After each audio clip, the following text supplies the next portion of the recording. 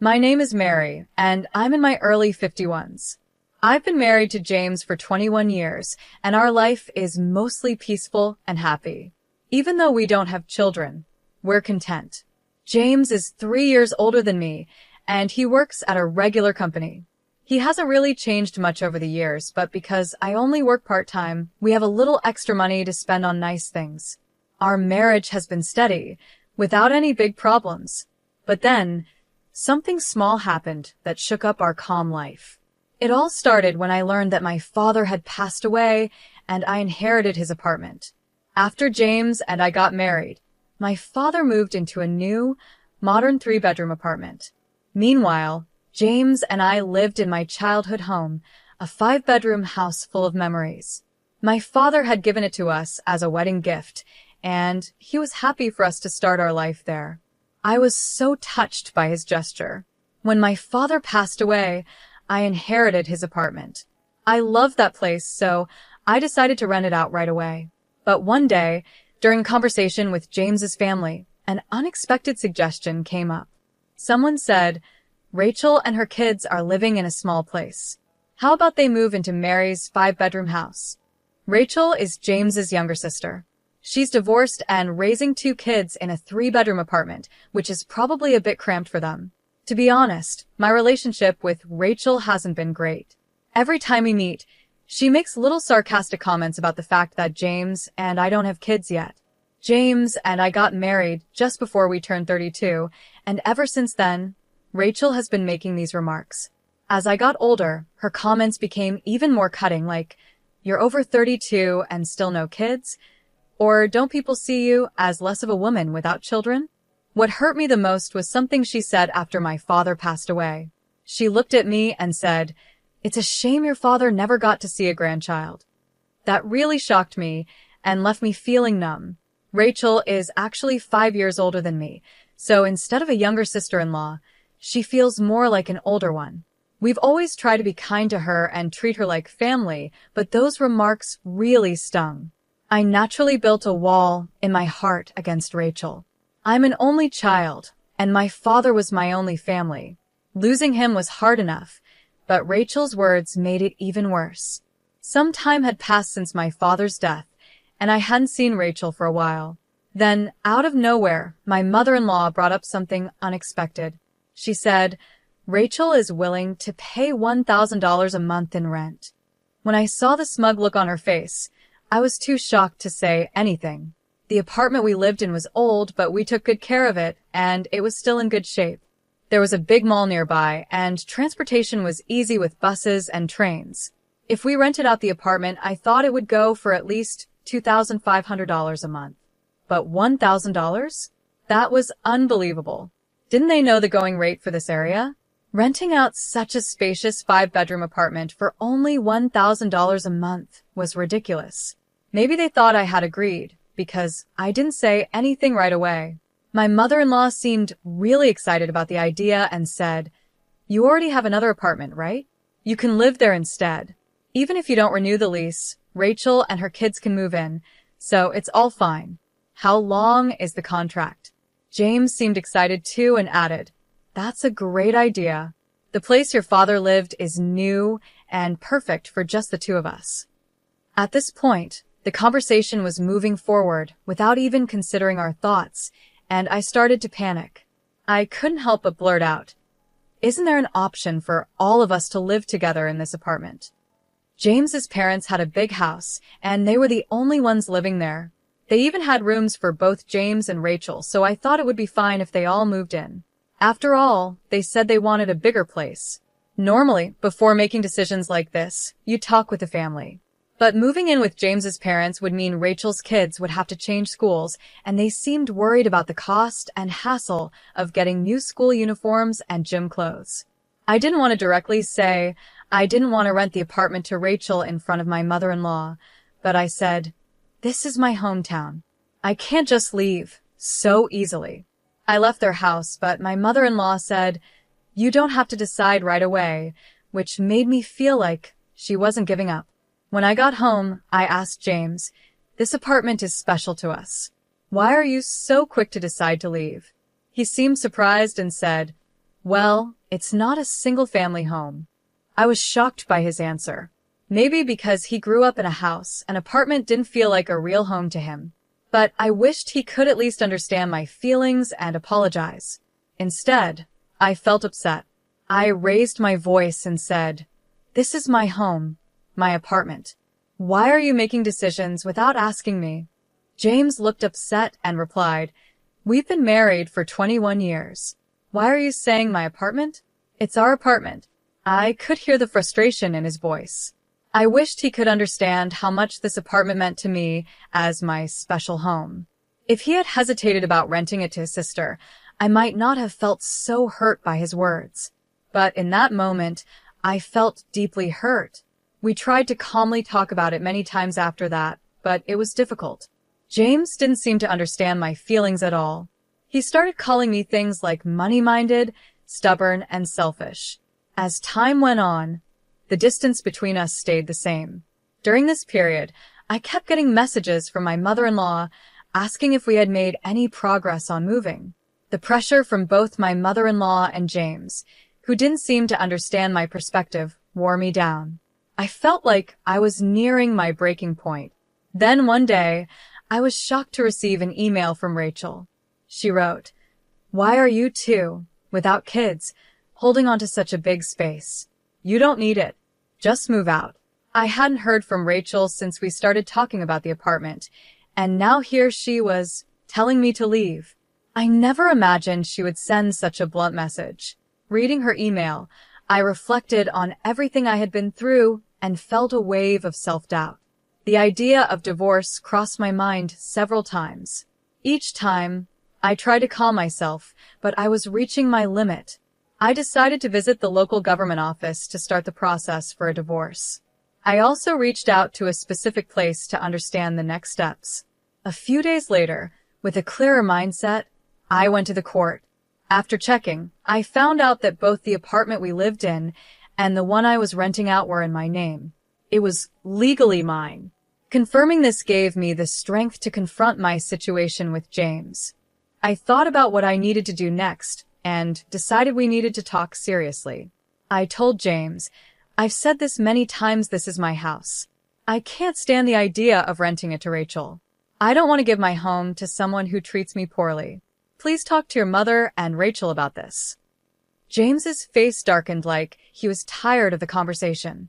I had already told him about all the hurtful things Rachel had said to me and how much I disliked her behavior. I wanted him to understand my feelings, but instead, he sided with Rachel, saying, "Rachel is right."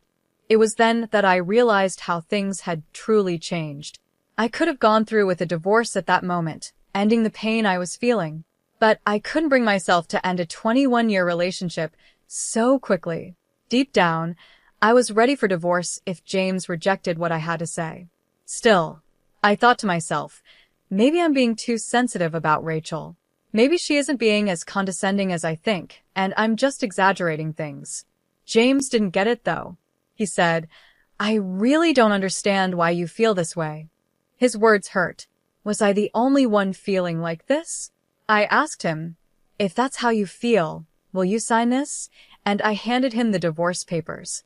James looked shocked but quickly replied, "Do you really want to end our relationship over something so small?" He didn't understand that it wasn't a small issue to me. "I'm serious," I said, looking him in the eyes. "I care about Rachel too, but lately things between us have changed. I don't feel the same love anymore, so I'm leaving." My heart ached when I saw how casual James was about it, smiling like it wasn't a big deal. It made me feel like he didn't understand how deeply this was affecting me, and I felt tears start to well up. I just wanted him to leave sooner rather than later. James then said in a softer tone, "Maybe Rachel and my mother don't really want to get along with you. Have you ever thought that because you always focus on yourself, our relationship has suffered?" His words stung again. We had always misunderstood each other, even while trying to make things work. "I think it's impossible to fix our relationship now, no matter how much we talk. I can't imagine a future with you anymore," I said calmly. "If you can't understand my feelings, then we'll have to go through with the divorce." James looked both surprised and sad as he asked, "Do you really feel that way?" Then he left the house without saying anything else. He didn't sign the divorce papers, and he left all his belongings behind. A few days later, James came back. He looked sad and unsure. "What should we do from here?" he asked quietly. I could tell he thought I might forgive him if he acted humble, but my mind was already made up. There was nothing left to discuss. "If you agree to the divorce, sign the papers," I said. "If not, we'll have to take legal action. And by the way, I've decided to let go of this house." I had been thinking about selling it for a while. The day I went to get the divorce papers, I talked to Mr. Eric, an old friend of my father's. I'd known him for years. When I was a child, Mr. Eric was always by my father's side until the very end. He even attended my father's funeral and gave me his business card, telling me to reach out if I ever needed help. The card had the details of his law firm. Thanks to Mr. Eric, I was able to get help from a legal advisor to deal with my father's inheritance. When I told Mr. Eric about my situation, he gave me honest and helpful advice. He explained the importance of checking property ownership, dealing with divorce complications, and other tips that helped protect me. After James left the house for a while, I decided to sell the apartment. I quickly contacted real estate agents to start the process. I also informed Mr. Eric about my rocky relationship with James and how he refused to sign the divorce papers. Asked for his help in handling the divorce. When James found out I was selling the apartment, he was shocked and angry. "You always said this was our family home. Are you really going to sell such an important place? After all the concern you had about Rachel, you're being selfish," he said. But his words didn't affect me anymore. I looked him straight in the eyes and asked, "Do you have anything else to say?" James seemed surprised but quickly began arguing. "Why would you make such a big decision on your own? The apartment may be in your name, but after a divorce, there should be a division of property. This place belongs to both of us, right?" James was clearly emotional and desperate, but I calmly smiled and responded, "Actually, this apartment has been in my name since before we got married. I checked with my lawyer, and anything owned before marriage isn't part of the property division." Selling the apartment was difficult, but I didn't want to hold on to painful memories in this home. With the advice from Mr. Eric about property laws, I decided selling was the best choice. When James realized the truth, his attitude changed quickly. "I'm sorry," he said. "This place means a lot to you, but it hasn't been sold yet, right? Please reconsider. Let's give it another try. I'll talk to Rachel and Mom. Just stop the divorce and the sale of the apartment." As I listened to him plead, I found myself wondering why I had stayed with him for 21 long years. I was shocked that I had chosen someone like him. "Don't try to act nice now. When we were together, you never stood by my side. The idea of starting over with you is impossible, so please leave. We both need to move on." He wasn't easily convinced, and this created a big gap between us. But after going through all the necessary steps, I was finally able to end our relationship. It felt like the start of a new chapter in my life. At first, being alone seemed scary, but I realized it wasn't as bad as I thought. Now I live in a new 3-bedroom apartment, living life the way I want. My mother is with me, and even though he's gone, I'm fine. Everything is okay. My husband once coldly said, "You're not needed here." That shocked me. I had been sending $3,100 every month to his parents, but it didn't matter to him. Then, to make things worse, my mother-in-law added, "A wife who can't do proper housework isn't needed," with a cold smile, almost as if she was happy to see me go. Realizing there was no point in trying to please these people anymore, I decided to leave. With a calm smile, I replied, "If that's what you think, then I'll go." My husband looked shocked. "My name is Lauren, and I'm a 35-year-old office worker. I met my husband Michael through a blind date set up by a friend. He was friendly and outgoing, and we hit it off quickly. We got married, and now we've been together for 3 years. We don't have any children yet. Before we got married, Michael lived with his mother. When we got married, he suggested building a new house on his family's property. He said, 'I'm worried about my mom living alone. I want to be with her, but I also want us to have our own life together. I think this is the best idea.' I asked, 'But won't we have to get a mortgage for the house?'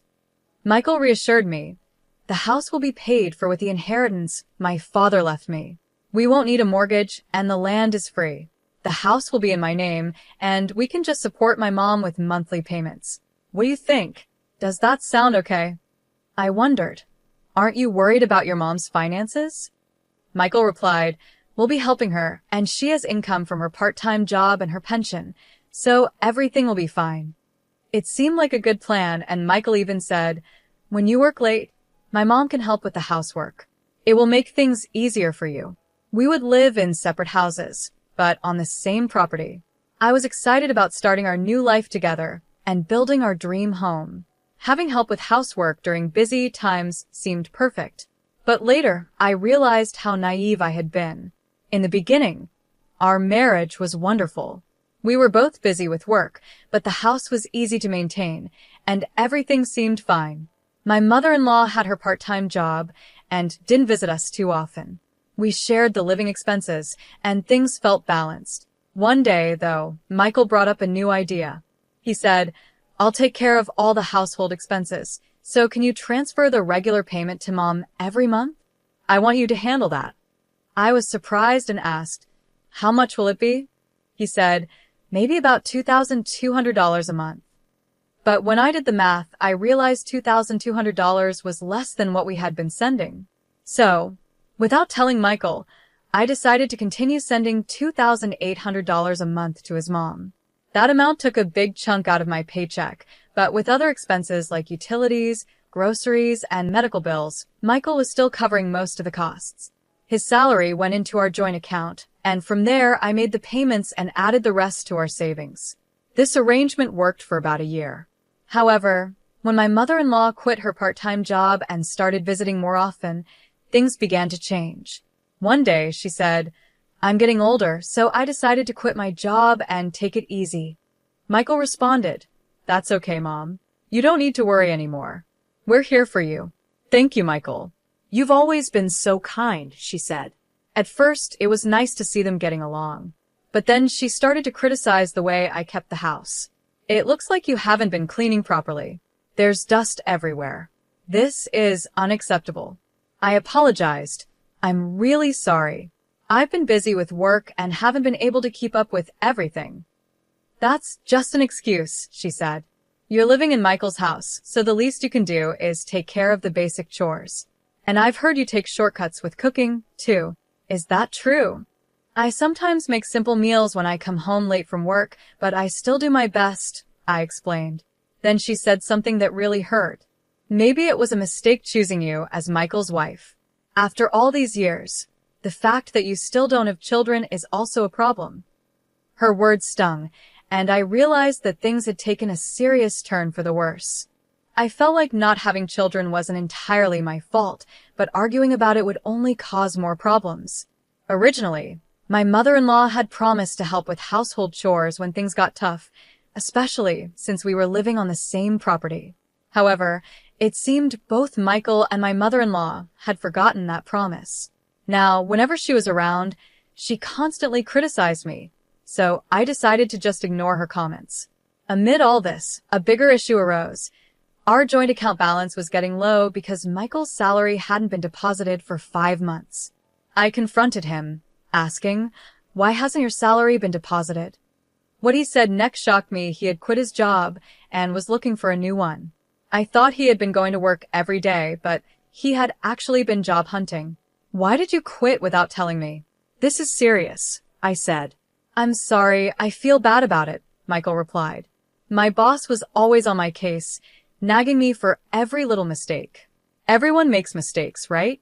But he acted like I was the only one.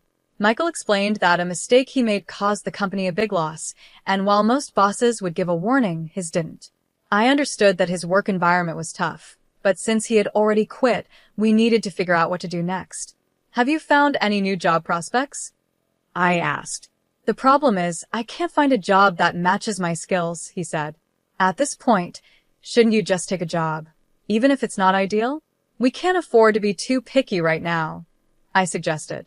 But Michael insisted, no, I want to choose carefully for my next job, where I plan to stay until retirement. What about our finances? I asked. Well, you're working too, so you can help support us for a while, right? He replied, as if it were no big deal. I realized he wasn't going to change his mind, so I decided to endure until he found another job. But with our income so low, after sending money to my in-laws, there was barely anything left. We had to dip into our savings, which were almost gone. To make up for this, I decided to work more hours to increase my income. Luckily, my workplace valued me, and they agreed to let me work overtime. However, when I returned home late, my mother-in-law would often be waiting for me, ready to criticize. I couldn't help but wonder, how did it come to this? I can't believe a daughter-in-law doesn't do any housework, my mother-in-law said angrily. I'm sorry, it's because of work, I tried to explain. Making excuses, going out to play, and then asking Michael for more money? I need money for living expenses and the remittances. My salary alone isn't enough, I said. Hearing this, my mother-in-law got even angrier, complaining about just $2,800? You live in Michael's house for free and don't even do any chores. Unbelievable. It was shocking to me that she thought $2,800 was nothing. I worked hard to earn that money. It seemed like she took the monthly payments for granted and didn't appreciate their value. She added, because you don't do the housework, I have to, or Michael suffers. It's hard dealing with such an incompetent daughter-in-law. Even though she acted like she did all the work, my mother-in-law often bought ready-made meals from the store and only did laundry for herself and Michael. The kitchen was always left messy, with dirty dishes everywhere. Michael and my mother-in-law always had their meals prepared, but not for me. I was usually told to eat whatever was left over. Michael would just relax in front of the TV while I dealt with my mother-in-law's harsh words. Over time, my feelings for my husband started to fade. His job search wasn't going well, and he was too proud to apply to anything less than top companies. A year had passed, and he still hadn't found a job. He just spent his days doing nothing. Hey, if this keeps up, we're going to run out of savings. Can't you get a part-time job to help with the bills? I asked him. Michael glared at me and said sharply, Why should I get a part-time job? This house isn't even in your name, it's mine. You're just living here and can't even take care of me properly, so of course you have to pay the bills. I felt the future was looking bleak. I was paying for everything, our living expenses and the remittances to his mother, but there was a limit to how much I could earn. Remittances? It's just $2,800. Stop nagging me. If you don't like it, leave my house, he said angrily, hitting the table before walking out of the room.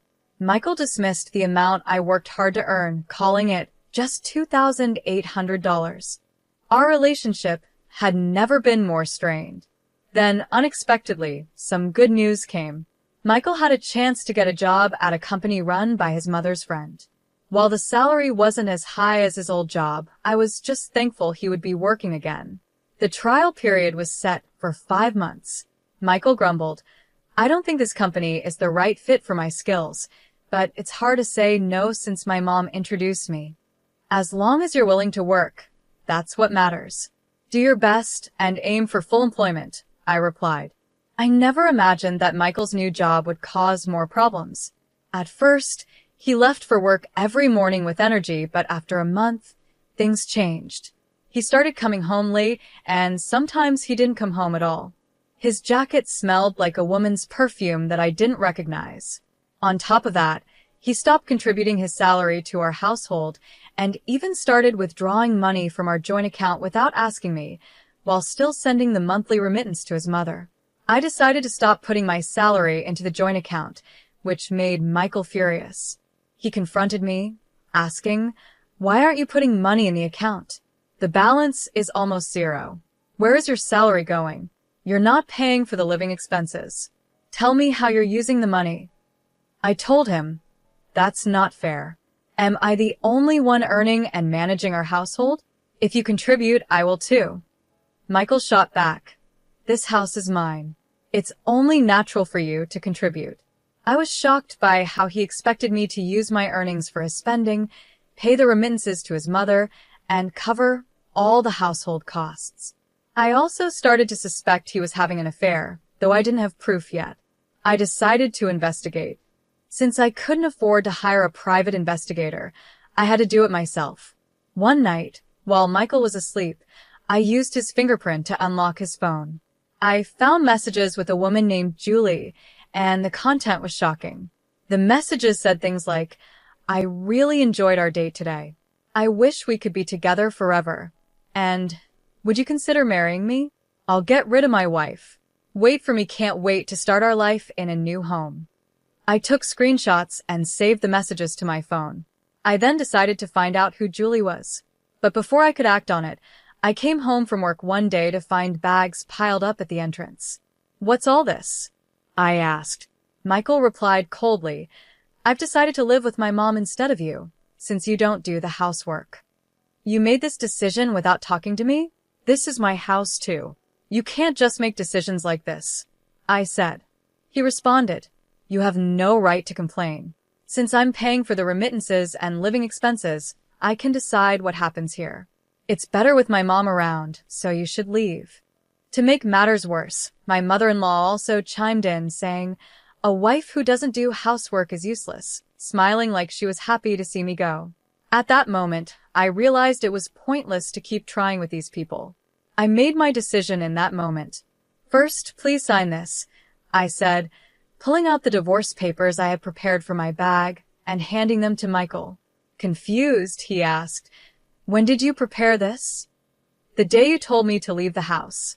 I got them right after you said that," I replied calmly. Michael was surprised, but eventually he agreed and signed the papers. I signed them as well and said, "I'll submit these to the city office. I'll arrange for a moving company to get my things out as soon as I find a new place. I want you out as soon as possible." My mother-in-law yelled at me, but I ignored her. I packed the essentials into a bag and headed to my parents' house. They were surprised by my sudden arrival, but they welcomed me with open arms, understanding that something was wrong. The next day, I took some time off from work and began to take action. First, I submitted the divorce papers to the city office. Then, I started looking for a lawyer to help with the divorce process and any compensation I could claim. I also began searching for a new place to live. It was a busy time, but I felt a sense of fulfillment as I moved forward with my life. I found a nice, modern apartment perfect for a single person and hired a moving company to help with the move. On the day of the move, I returned to the house while Michael was at work, but his mother was there. The movers took my furniture, appliances, and other belongings piece by piece. "You're taking everything? The house will be so empty," she said. "These are all the things I bought when we got married. I used my savings to get the furniture and appliances. Since the house is in Michael's name, these items are mine," I explained. She couldn't argue and was clearly frustrated. After moving into my new, luxury apartment, I started enjoying my independence. I was able to use all my income for myself, and thanks to my hard work and overtime, I got promoted and my salary increased. Life went on like this for about 5 months. Then I started getting a lot of calls from my mother-in-law. I regretted not blocking her, but eventually I gave in and answered one of her many calls. "Hello, Lauren, can we talk?" she said. "What do you want?" I asked, tired of her persistence.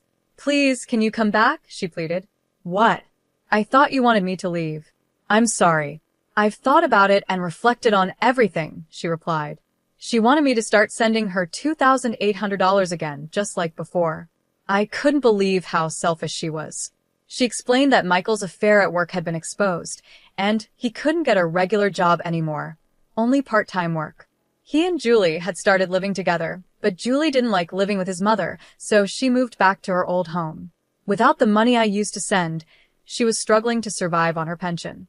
"I have nothing to do with you anymore. I won't send you any money," I said firmly. Then I blocked her number and also blocked Michael's. I didn't want any more contact with either of them. But a few days later, Michael showed up outside my workplace. "Lauren, I'm sorry. Can we start over?" "I'm in trouble," he said, clearly desperate. I was shocked to see him there. He explained that living with Julie hadn't worked out because she couldn't do housework, and after the affair became public, he felt uncomfortable at work and quit. Their relationship fell apart because of their financial struggles and constant arguments, and Julie had left him. "It's too late," I told him. "I don't want to see you again. If you try to ambush me like this again, I'll call the police." He shouted, "Wait," as I walked away, but I ignored him and went home. Later, with the help of my lawyer, I received $50,000 in compensation, and Julie paid me an additional $210,000. I heard that Michael was now working several part-time jobs to pay off his debts and had even resorted to shady ways of getting money. Meanwhile, my mother-in-law had gone back to working part-time and was living frugally. They were constantly blaming each other for their problems. Julie had started working night shifts to pay off her debts after quitting her job and breaking up with Michael. As for me, I've adopted a little dog and am enjoying peaceful, happy days in my new apartment, looking forward to whatever life has in store next.